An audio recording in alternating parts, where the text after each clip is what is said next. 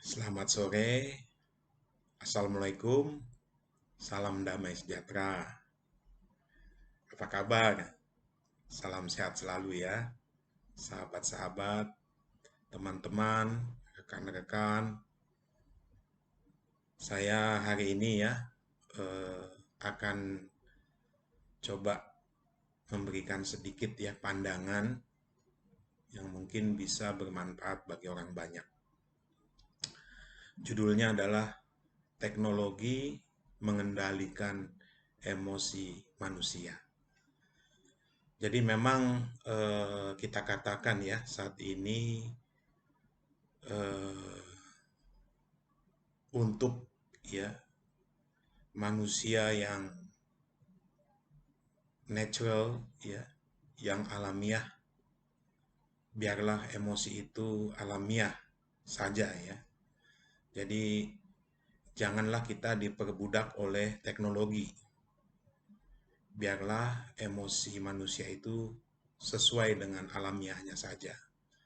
Ya, jadi kalau emosi manusia sudah dikendalikan oleh teknologi, oleh handphone, oleh laptop, ya, oleh gadget, ya maka kembali lagi ya manusia itu emosinya, hatinya, ya itu kalau bisa ya saran saya selalu bergembira, ya selalu bersyukur, ya selalu eh, dengan menggunakan teknologi canggih ini ya tentunya kita bisa semakin memanusiakan manusia gitu ya. Jadi memang eh, saat ini ya kita tahu bahwa emosi manusia itu bisa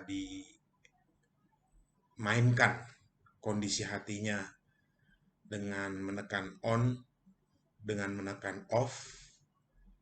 Emosi manusia bisa di play ya dan bisa dipilih, di search sesuai dengan keinginan matanya. Emosi manusia bisa volumenya dibesarkan, dikecilkan, di mute ya, sesuai dengan kemauan telinganya. Jadi emosi manusia juga itu bisa di pause ya, bisa di stop ya, sesuai dengan keinginan mulutnya. Ya. Jadi kembali lagi di sini ya saya waktu itu pernah cerita ya, yaitu mata ya itu digantikan oleh kamera, kemudian telinga ya itu digantikan oleh eh, speaker ya, dan mulut ya ini digantikan oleh mikrofon. Jadi memang kita tahu ya di situ manusia ya sudah ya kalau kita bilang diikuti semuanya untuk kemajuan teknologi. Ada kamera untuk mata, ada monitor, layar display untuk mata, ada headphones, ya, speaker untuk telinga, apa yang kalau di telinga itu ya kita taruh gini, ya, kita bisa dengar, ya, itu supaya kita memuaskan keinginan telinga, ya, memuaskan keinginan mata. Kemudian juga ada mikrofon, ya, itu adalah memuaskan kita untuk kita berbicara. Ya, jadi semuanya sudah dimasukkan ke dalam teknologi. Kita nanti akan lihat bahwa handphone, komputer, ya, gadgets akhirnya nanti menjadi sebuah eh, kita katakan itu adalah big data. Ya, nanti di sana kita tahu sendiri ya bahwa semuanya itu akan dirangkum ya dalam satu yang namanya kepala ya, yaitu otak ya. Jadi di situ akan kita lihat bahwa itu nanti akan ditanamkan pada sebuah robot ya, robotik. Akhirnya nanti robot kedepannya itu mau diciptakan ya hampir sama seperti manusia ya, tapi itu belum sampai ya, karena manusia ini dikatakan sangat hebat ya, sangat kuat, sangat dahsyat. Diciptakan oleh Sang Pencipta itu adalah makhluk yang paling mulia dengan akal budi, pikiran, ya, kemudian intelijensi, imajinasi, dengan berbagai macam hal ya, termasuk kepekaan, hati, nurani, jiwa, roh, ya, nah, itu ya. Jadi eh, tapi arahnya ke sana ya, bahwa teknologi ya, informasi dan juga teknologi sekarang ini sudah mengarah ke bagaimana membuat manusia buatan ya, bagaimana membuat mata buatan yaitu kamera, monitor ya, layar, display, bagaimana membuat apa, telinga buatan ya, yaitu eh, speaker ya, atau kita katakan speaker itu mulut ya, mikrofon dia masuk ya, jadi analog diubah menjadi sebuah digital ya. Jadi di sini saya katakan bahwa ya, kini teknologi sudah mengatur emosi manusia sebisa mungkin ya. Kalau tombol dipencet ya, hati manusia bisa dinaikin ya. Jika switch diputar ya, maka emosi manusia bisa diturunin ya. Kemudian bila klik ya, digeser ya, di touch ya, jadi tekan, angkat ya, tekan, goyang ya, tekan, atas kanan, kiri bawah ya, atas bawah, kanan kiri ya, tekan, angkat ya, itu emosi hati manusia bisa diatur ya. Jadi eh, ya, semuanya bisa dikomputerisasi, semuanya bisa dihitung, semuanya bisa ditambah, dikali, dibagi ya, diakar ya. Nah, ini kita kembali lagi ya. Jadi kalau saya ceritakan di situ ada ya, eh, tanda tambah ya, apakah saya ini eh, seperti siapa ya? Apakah saya bertambah ya, atau saya tanda kurang ya, berkurang ya, atau saya ini kali ya, tanda kali ya, atau tanda bagi ya, atau tanda operasi matematis. Tapi kalau kita lihat ya di kalkulator itu, meskipun banyak operasi-operasi matematik ya, tanda tambah, tambah kali, tambah bagi, ya kan, itu tidak ada gunanya kalau tidak ada tanda sama dengan. Iya kan? Jadi kalau Anda misalnya 1 kali 5 kali ya 8, kemudian dibagi 7 ya, dan seterusnya deh. Yang Anda mainkan operasi tersebut, ternyata di ujung Anda mau pencet sama dengan. Ya, itu nggak ada tandanya.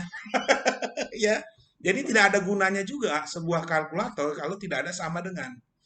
Nah, sekarang kita ini sebagai manusia mau sama dengan siapa? Ya, kalau robot itu akan mau sama seperti manusia. Nah, manusia itu mau sama seperti siapa?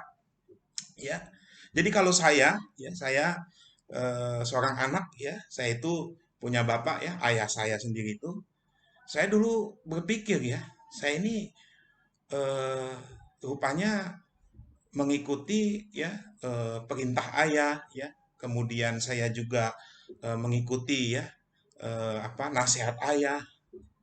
Akhirnya saya berpikir ya, sehingga saya melihat bahwa jangan tambahkan saya ya. Jadi ayah saya ya sudah, saya melihat ayah saya sama seperti ayah ya, saya nggak bertambah ya, saya juga jangan berkurang dari nasihat-nasihat ayah saya ya, ajaran-ajaran ayah saya, didikan ayah saya, dan saya juga nggak mau apa, dikalikan atau dibagikan, tapi saya mau sama dengan ayah saya. Ya, karena saya punya ayah, saya punya ibu ya, itu ayah saya selalu ingatkan saya bahwa sekolahlah tinggi-tinggi Ya, akhirnya saya sama seperti ayah saya mengambil sekolah yang tinggi. Ya, jadi eh, kalaupun di situ ya di kalkulator ada tambah apa kurang kali bagi, tapi kalau tidak ada sama dengan itu mau kemana arahnya ya? Jadi harus ada kata saya sama dengan ya ayah kandung saya. Seperti itu ya. Jadi artinya apa? Artinya bahwa eh, saya itu adalah sebagai orang yang sekarang ya sudah mengenal teknologi ya. Berarti kita akan melakukan penelitian, kita akan melakukan riset, yaitu bahan-bahan yang sudah kita buat tersebut adalah misalnya kita sebut adalah apa namanya fuzzy logic ya, kemudian apa neural network ya, itu akan sama seperti otak manusia gitu ya. Jadi itulah penelitiannya. Jadi kalau saya dikatakan mata ya, berarti kamera itu akan sama seperti mata gitu ya. Jadi sampai sekarang belum ada tuh diciptakan kamera yang sama seperti mata manusia. Ya, ini mata sangat hebat ya.